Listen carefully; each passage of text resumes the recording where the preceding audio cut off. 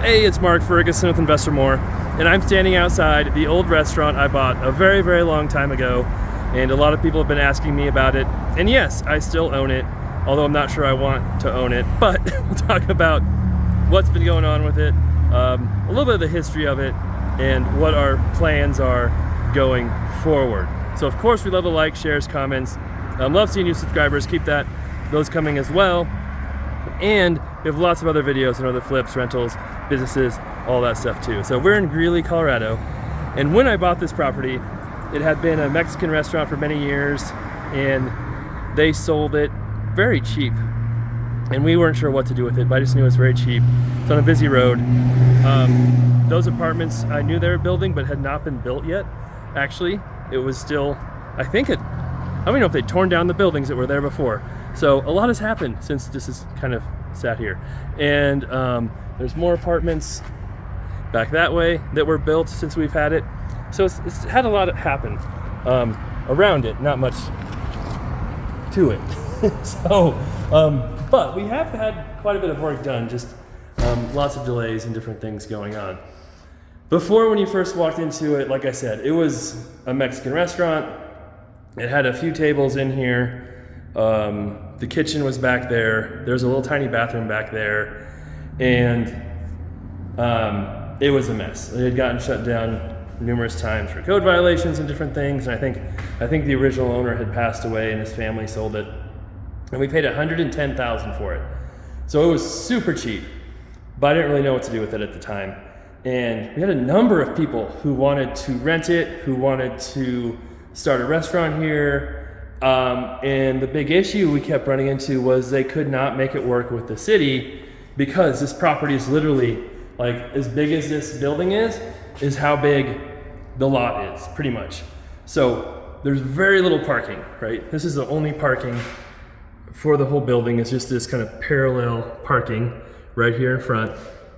And then there's no room for a grease trap, right? The grease trap was literally in the floor, like on the floor, sitting on the floor, a tub in the back of the kitchen, and you couldn't have a real grease trap, so then the city wouldn't allow you to have that many customers or certain types of restaurants.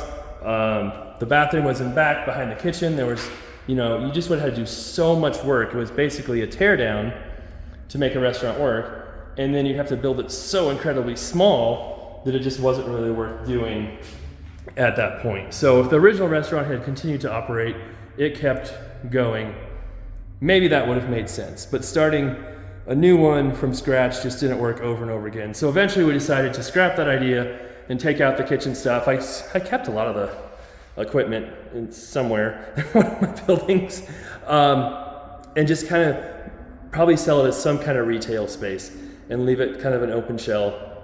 And so we got to that point, and I was actually using one of my contractors who had worked on the house that had the lien issue, where he hired a contractor, that contractor filed a lien against me, all kinds of social media stuff going on there. Eventually that lien, nothing happened with it, and he actually apologized to me, which was surprising. But that contractor who hired him, we had to fire from that job because he went way over budget, couldn't pay his guys, got real angry at me, even though we didn't really do anything. It was him who went over budget and couldn't pay his guys. And he was the one doing this work as well. And part of the problem here was that, I said, I think we need to pull permits on this one. It's very visible. It's right on a busy street. And he kept insisting, no, we don't need permits. And it was my fault. I should have said, do it anyway. But I'm like, okay, if you think we're okay, go ahead. And so while he was working, he got a stop work order from the city for not pulling permits. So that was about right when he got fired. And so this kind of sat here for a while after that happened. And then, so now we've been getting the wiring permit process going. It's almost done. We'll talk about that around back, what's going on with that. And we're planning to do stucco on the outside here too, to make it look much, much, much better, because right now it looks pretty ugly on the outside, as you can see. And for some reason, the city keeps asking me what I'm going to do with it.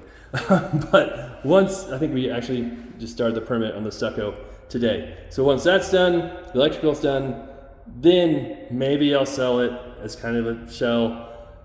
unless a business comes along and really wants to rent it from me, I'm not sure. But someone said it before, you know, why aren't you focusing on bigger projects? They seem to do much better than some of these small ones. And they were right to an extent. Some of these smaller ones, I don't forget about, but I don't focus on them because I've got these other bigger ones taking way more money, have way more expenses, have way more profit potential, and some of the smaller ones get neglected because of that. So the other issue we've had here too is people breaking into it over and over again. And I just saw that. I don't know if there's obviously some mold issues. I don't know if that's water coming in from the outside or if it's something else, because I'll show you another issue too. We did put an in heater and yeah, why that's hanging so low, I don't know. That needs to be done better. Yes, more homeless people have been living in here or breaking into it. And that happened when we first bought it too, over and over again. And kind of frustrating because we've thrown away their stuff a number of times. And, you know, we asked our contractors to board this door, keep it boarded, and it's just either they didn't board it very well, like literally used plywood that could be broken, or the electrician unboarded it to do some stuff and didn't board it back up, and just had a lot of issues over and over again. We had a lockbox on it for a while. Someone stole the lockbox, broke it open, broken that way, so we don't have a lockbox on it anymore. And we'll show you the back on what it looks like there. But now it's boarded, so hopefully it's secure. But like I said, we've had that issue, and then back here, we did even out the floor. It was crazy uneven. We made the bathroom better, so the bathroom was tiny. You could barely get into it. And Nikki and I were in here. It's been so long since we've been in here. She's like, didn't we have a toilet and faucet? And I'm like, I honestly don't remember if we did or not. But then see that there, and I'm like, huh, that kind of looks like someone peed on the door jamb. I'm not sure, but yeah. So had some issues here, and I would think if they stole the toilet, they would have left some, I don't know. Maybe they did, because there was a wax ring there. Why would we have the wax ring on if we didn't put the toilet in yet? I'll have to look at the video. I don't know if we have video of it. Maybe they did steal the toilet and faucet. Who knows? That's possible. We could ask our plumber if he put that in. So, this property has had a number of issues, a number of things go wrong with it, but I got it really cheap. Even after all that, I mean, it probably will sell for $250,000, maybe more if it was rented to the right person. It would rent for probably $1,500 to $2,000 depending on the business and who rents it. So it's still been an okay property. And that's kind of the same situation with the bar I bought. It was an operating bar. You know, it was so cheap that even though things haven't gone perfectly with it or well at all, it still might end up being a decent investment, or at least not a horrible investment. So we've got a few things going on there that we might talk about soon. But I know people want to see this property, see what's going on. Now you can see it, and yeah, eventually we'll figure out what to do with it. It won't just sit here, and that could make the city happy as well too. So we'll see how all that works. This is the back of the building, and you can see why we want to do some of the stucco. We took out a bunch of the windows and lots of different things that would take a whole lot of money to fix, but stucco can fix a lot of those issues. And that tree, boy, I don't know if I remember. I haven't been here for a while.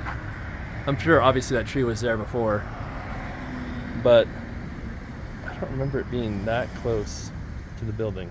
So we'll talk about that too. But then back here, our lot line literally goes to like that tree. So the property is pretty much on the lot line with a tiny bit behind it. There was kind of like a trash bin wood enclosure back here, and we tore all that out because homeless people were living in there, and they kept breaking into the property and broke into it a number of times. We had it boarded up for a while from the inside, but the electricians came and took those boards off because they're doing some electric out here, and then didn't put them back on, so people broke in again, and you can see, you know, just prying the handle off and breaking the lock. So hopefully now it's boarded again, we can stop that. And then just had the city stop by for permits on the power and they failed that because it wasn't done quite correctly based on Xcel, the electric company, what they want. So I have to come back out here and get that done again. So hopefully that will get done soon, and then we'll get the permit started for the stucco, and then eventually this property may or may not ever be finished. And then I can decide what to do with it, if I want to sell it or keep it. It was a good price, so it's not the worst investment in the world, but would have been a lot smarter to not ignore it and do more things with it the last 2 years or so. All right, thanks for watching. Love all the support. Love the comments, love the likes, love the shares. Keep those coming. Like I said, we'll have many more videos on other flips, rentals, businesses, all that stuff. And it's kind of funny that that building they put up while I've owned this, I think they're charging $1,600 to $1,700 for 1-bedroom apartments there, which seemed absolutely ridiculously crazy when they first built it. And now rents have gone up so much, it's actually not that crazy, and I think they're probably pretty close to full. So I don't know if they just anticipated the market going crazy or got lucky, but rents have been skyrocketing lately.